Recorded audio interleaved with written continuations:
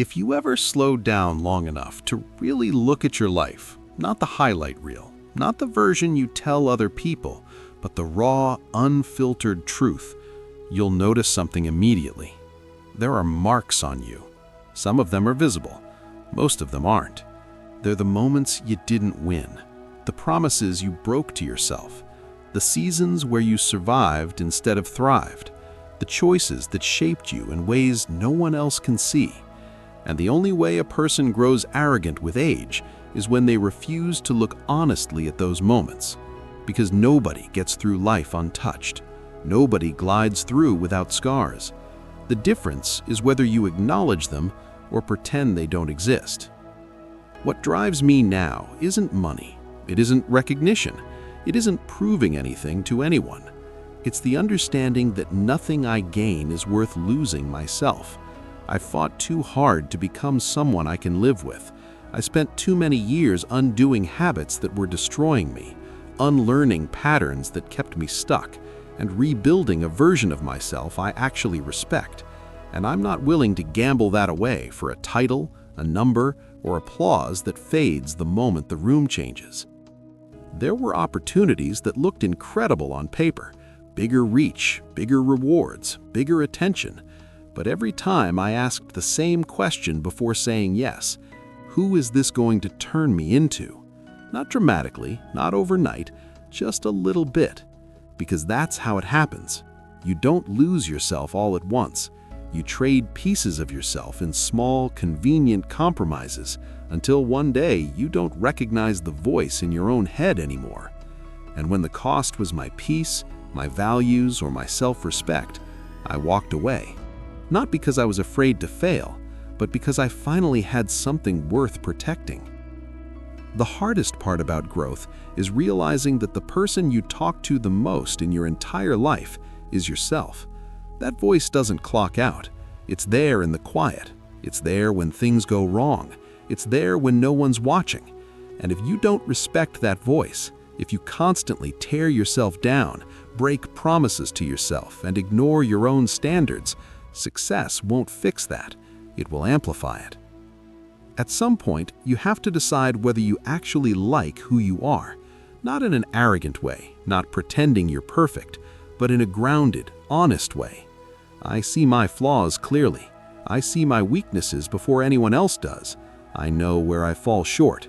And still, when I look at the whole picture, I can say this honestly. I like who I am. And because I like who I am, I give myself grace the same way I would give it to a friend. Not excuses, grace. There's a difference. Most people are kinder to strangers than they are to themselves. They'll show patience to someone else's mistakes, but punish themselves endlessly for their own. They'll take better care of an animal, a job, or an image than their own mental and emotional well-being. And that disconnect eats people alive quietly.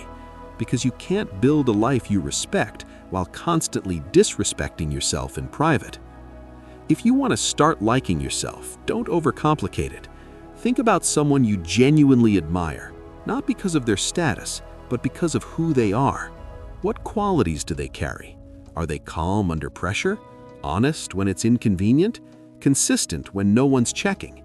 Whatever it is that you respect in them, start building that into your own life. You don't become someone you like by accident. You become them by alignment. And once you reach the point where you genuinely respect yourself, something strange happens. Other people's opinions lose their power, not because you're numb, but because you're anchored. When someone doesn't like you, it doesn't shatter you anymore. You don't spiral trying to earn approval. You don't shapeshift to be accepted. You don't chase validation like oxygen. Because liking yourself becomes enough. There was a time in my life when I had what the world says should make a person happy. Freedom, recognition, access, experiences people chase their entire lives.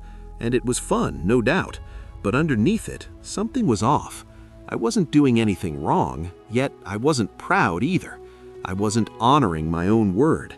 I said I'd wake up early and didn't. I said I'd take care of my body and negotiated with myself instead. I said I'd focus and got distracted. And those tiny betrayals added up.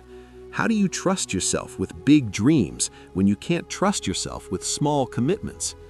You are built by the decisions you repeat, not the dramatic ones, the quiet ones, the ones no one claps for. The moment you choose discipline over comfort, the moment you choose honesty over convenience, the moment you do what you said you would do, even when it's boring, even when it's uncomfortable. That's where self-respect comes from.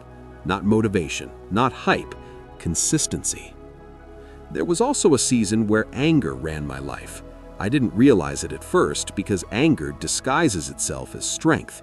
It feels productive, it feels justified, but it poisons decision-making, it distorts perspective, and eventually it turns inward.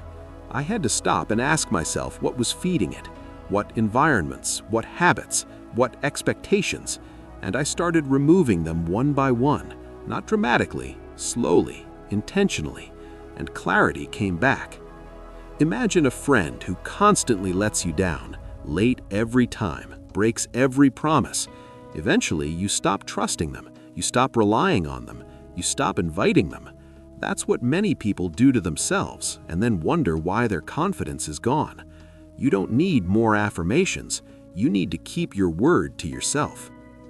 A lot of life isn't about controlling outcomes, it's about understanding minds, yours included. You can force behavior temporarily, but without alignment, it always snaps back.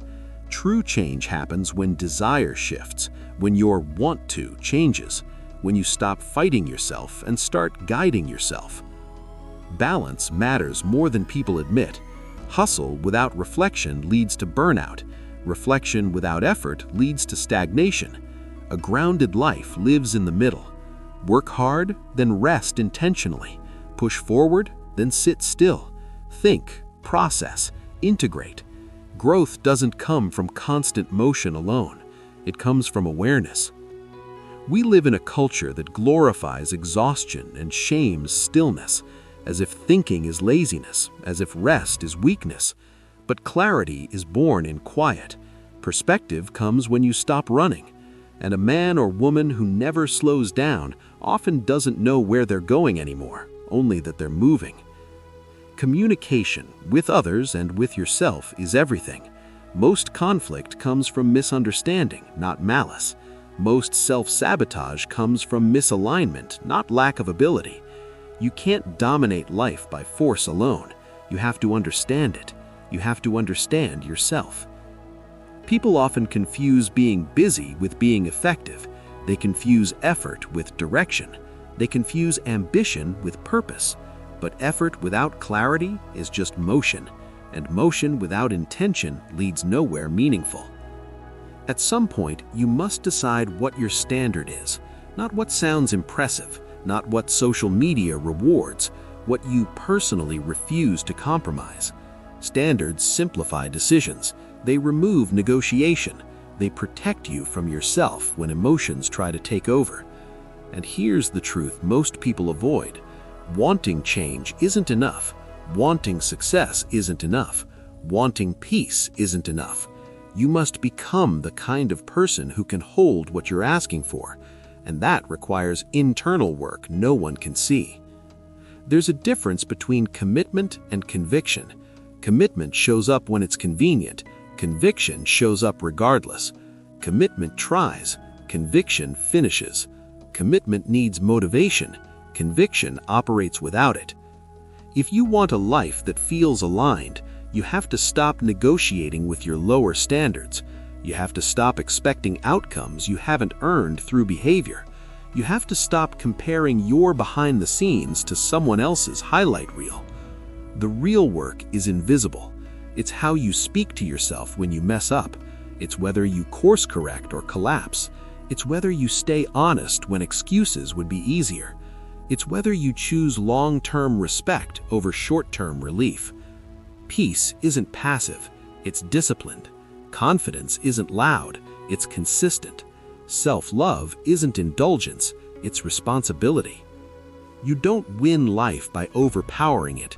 You win by understanding it, by aligning your actions with your values, by becoming someone you trust, someone you respect, someone you don't have to escape from when the noise stops. And when you reach that point, success stops feeling like survival and starts feeling like expression. You move differently, you choose differently, you live with intention instead of reaction. That's the real victory. Not applause, not numbers, not titles. Being able to sit with yourself in silence and feel at peace, and knowing that whoever you become next will not cost you who you are now.